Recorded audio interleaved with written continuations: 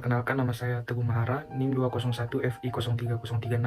Saya sebagai penata anestesi. Nama saya Suci Wijayanti, NIM 21 FI03037. Saya sebagai penata anestesi.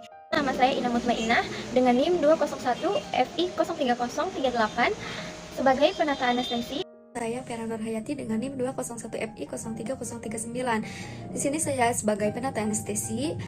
Saya Siti Nurhalifa dengan nomor NIM 21 FI03040. Nah, saya di sini sebagai penata anestesi. Kelengkapan alat monitoring. Kelengkapan alat monitoring terbagi menjadi dua, yaitu monitor non-invasif dan monitor invasif. Monitor non-invasif terdapat 4 jenis alat. Yang pertama itu ada tensimeter. Tensimeter terbagi menjadi beberapa jenis.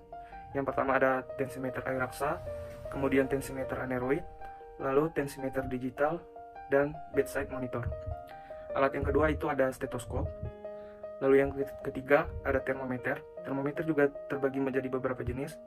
Yang pertama itu termometer digital, yang kedua termometer air raksa, lalu termometer infrared.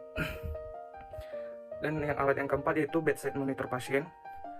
Terbagi menjadi dua. Yang pertama itu bedside monitor, lalu monitor yang bersatu dengan mesin anestesi. Selanjutnya yang monitor invasif terbagi menjadi dua alat, yaitu ada central venous pressure atau CPP, kemudian ada artery line suangan kateter. Poin yang kedua yaitu fungsi alat-alat monitoring. Di sini saya mengambil stetoskop. Fungsinya sebagai alat pemeriksaan fisik secara auskultasi atau teknik mendengarkan suara organ tertentu seperti detak jantung, pernapasan, bising usus, dan lain-lainnya. Penggunaannya, yang pertama kita tentukan tempat yang nyaman dan tenang, atur posisi pasien bisa keadaan duduk atau berbaring, pastikan pasien melepas pakaian agar tidak terdengar suara desis dari kain baju pasien. Setelah itu, tentukan tempat yang akan kita lakukan pemeriksaan. Selanjutnya, kita pasang stetoskop, pastikan diafragma dalam keadaan aktif dengan cara mengetuk terlebih dahulu. Setelah terdengar jelas diafragma dalam keadaan aktif, letakkan di tempat yang akan kita periksa. Begitulah cara penggunaan dari stetoskop. Alat monitoring non-invasif yang pertama ada tensimeter. Cara penggunaan: buka tensimeter, pasangkan cuff pada lengan atas pasien, buka valve air raksa, kemudian tutup pompa balon. Kita lihat gerakan air raksa sampai angka 120-200. Pasangkan stetoskop, tempelkan pada arteri media subiti, keluarkan udara dengan membuka valve. Kemudian kita dengarkan suara ketukan pertama sistolik sambil melihat turunnya air raksa, dan ketukan terakhir diastolik. Cara penggunaan stetoskop: pilih tempat yang tenang untuk menggunakan stetoskop, atur posisi pasien untuk mendengarkan bunyi jantung dan perut, posisikan pasien dalam keadaan telentang, tentukan untuk menggunakan diafragma ataupun bel, minta pasien untuk mengenakan baju atau melepas baju agar kulitnya tidak tertutupi. Gunakan stetoskop langsung pada kulit untuk menghindari terdengarnya bunyi berdesir dari kain baju. Cara menggunakan termometer digital: ada 3 cara yang bisa dilakukan, yakni penggunaan di ketiak, mulut, dan juga anus. Untuk penggunaan di ketiak, cukup diletakkan ujung sensor menyentuh kulit ketiakmu dan jepit. Tunggu sekitar 5 menit sampai terdengar bunyi bip yang menandakan pengukuran selesai. Untuk pengukuran di mulut, terlebih dahulu kita harus membersihkan ujung sensor. Setelah itu, letakkan di bawah lidah dan tutup bibir selama kurang lebih 1 menit. Hasil pengukuran akan muncul di layar yang tersedia. Alat selanjutnya ada bedside monitor. Cara kerjanya: lepaskan penutup debu, siapkan aksesoris dan pasang sesuai kebutuhan. Hubungkan alat ke terminal pembumian, hubungkan alat ke catu daya, hidupkan alat dengan menekan tombol on-off, sel rentang nilai untuk temperatur, puls, dan alarm. Kita perhatikan protap pelayanan, beritahu kepada pasien mengenai tindakan yang dilakukan, hubungkan pasien kabel, step, dan cis elektroda ke pasien, dan pastikan sudah terhubung dengan baik. Selanjutnya kita lakukan monitoring, pemantauan display terhadap heart rate, ECG waveform, pulse, temperatur, saturasi oksigen, NIBP, tekanan hemodinamik. Dan setelah itu pengoperasian selesai. Matikan alat dengan menekan tombol on off, lepaskan hubungan alat dari catu daya. Kita lepaskan hubungan alat dari terminal pembumian, lepaskan pasien kabel, trap, cis elektroda, dan bersihkan. Pastikan bahwa bedside monitor dalam kondisi baik dan siap difungsikan lagi. Pasang penutup debu, simpan alat dan aksesoris ke tempat semula. Prosedur yang pertama, lakukan cuci tangan. Kedua, identifikasi pasien. 3, persiapan alat, manometer CVP, CVP set yang sudah terpasang, 3-way stopcock, selang infus manometer, dan cairan NaCl. Selanjutnya, jaga privasi dan aurat pasien. Pasang manometer, posisikan pasien telentang dengan lurus. Kateter, infus, dan manometer dihubungkan dengan BD konekta, amati infus laser atau tidak. Cairan infus kita naikkan ke dalam manometer sampai dengan angka tertinggi. Jaga air jangan sampai keluar. Cairan infus kita tutup dan putar sehingga cairan dari manometer masuk ke tubuh pasien. Permukaan cairan manometer akan turun dan terjadi ondulasi sesuai irama napas. Turun inspirasi, naik ekspirasi. Jika ondulasi berhenti, di situ batas akhir CVP, hasil dari CVP. Jika ondulasi berhenti di angka 9, maka nilai dari CVP adalah 9. Setelah nilai CVP diketahui, infus dapat dijalankan kembali. Kemudian rapikan pasien dan cuci tangan. Selanjutnya ada artery line. Cara kerja yaitu yang pertama cuci tangan, memberikan penjelasan kepada pasien, mengatur posisi pasien, masukkan sediaan heparin ke dalam cairan infus NaCl 0,9% atau tanpa heparin. Sambungkan cairan NaCl 0,9% ke pressure monitoring kit. Pasangkan pada pressure bag infus. Isi set pressure monitoring kit dengan menekan flusing pada transducer. Pasangkan pada transducer dan sambungkan dengan kabel pressure dan ke monitor. Sambungkan ke pasien. Langkah selanjutnya adalah leveling dan zeroing. Buka 3-way stopcock pada transducer ke atmosfer dan tutup arah pasien. Tekan 0 pada monitor, tunggu sampai angka 0 dan terbaca zero down, tanggal dan jam. Tutup 3-way stopcock arah atmosfer dan buka arah pasien. Catat hasil pengukuran.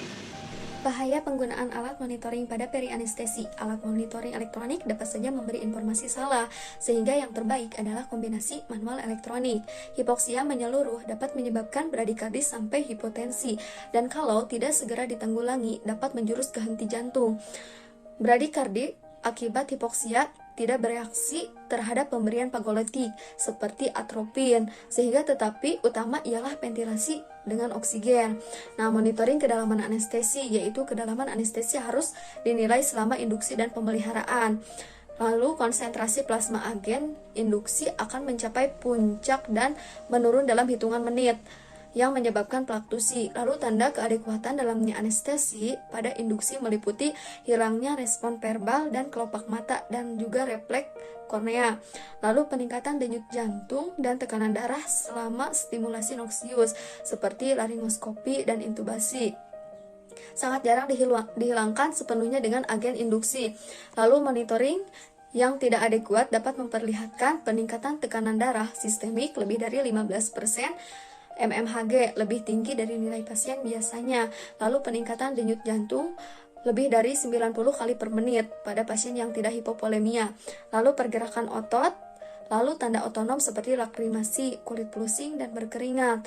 Lalu kedalaman anestesi dapat dikoreksi cepat dengan meningkatkan dosis agen anestesi dan diindikasikan dengan nilai MAC. Baik, kita lanjut ke poin yang kelima, yaitu ada kelengkapan alat anestesi regional, yaitu spinal dan epidural. Kita lanjut ke poin yang pertama terlebih dahulu, ada spinal. Di dalam spinal ini ada tromol steril, yang dimana alat sterilnya yang pertama, sarung tangan 1 pasang, yang kedua yaitu kasa 3 lembar, yang ketiga yaitu baskom desinfektan 1 buah, dan yang keempat yaitu ada duk bolong 1 buah. Kemudian alat di luar tromolnya, yang pertama ada spinal needle 1 buah dengan nomor sesuai kebutuhan, yaitu ada nomor 25, 26, dan 27. Kemudian yang kedua ada obat anestesi spinal, yang ketiga ada obat tambahan berupa opioid, yang keempat ada spuit, yaitu spuit 10 cc, 5 cc, dan 3 cc. Kemudian yang kelima ada Hansaplast 1 buah, dan yang keenam yaitu ada obat penunjang berupa yang pertama ada ephedrine, yang kedua yaitu ada sedatif, yang ketiga ada antiemetik, yang keempat ada analgetik. Baik, kita lanjut ke poin yang kedua, ada epidural. Di dalam epidural ini ada tromol steril. Nah, di dalam tromol steril ini alat sterilnya yang pertama ada sarung tangan 1 pasang, yang kedua yaitu ada kaset 3 lembar, yang ketiga yaitu ada baskom desinfektan 1 buah, dan yang keempat ada loop bolong 1 buah. Kemudian alat di luar tromolnya yang pertama ada epidural needle dengan nomor 16 sampai 18 atau sesuai kebutuhan yaitu 25, 26, dan 27. Kemudian ada obat anestesi epiduralnya yaitu berupa marcaid 0,25%. Kemudian yang ketiga yaitu ada obat tambahannya berupa opioid. Yang keempat ada spuit yaitu 10 cc, 5 cc, dan 3 cc. Yang kelima yaitu ada plester 1 buah, dan yang keenam yaitu ada obat penunjang masih sama yaitu ephedrine, sedatif, antiemetik, dan analgetik. Cara menyiapkan alat anestesi regional. Peralatan yang diperlukan pada anestesi regional yaitu yang pertama ada peralatan monitor, lalu kedua peralatan resusitasi. Peralatan monitor yang pertama ada monitor tekanan darah, nadi, pulse oximetri, lalu kemudian EKG.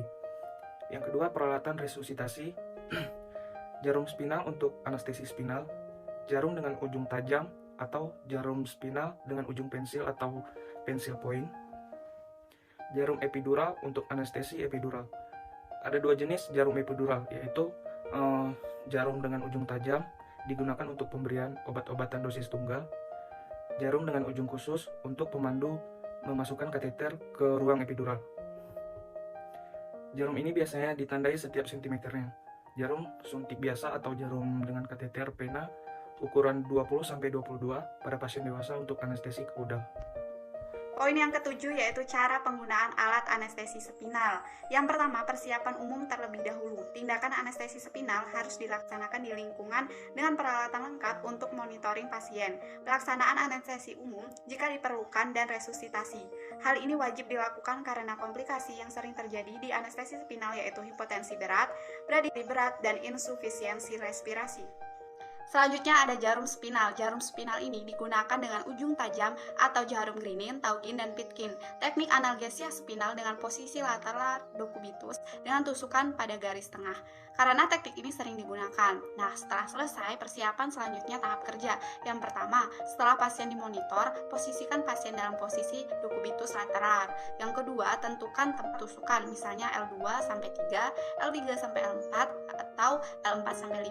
Mengapa kita tidak menggunakan tusukan pada L1-2 atau di atasnya? Karena beresiko trauma terhadap medulla spinalis. 3.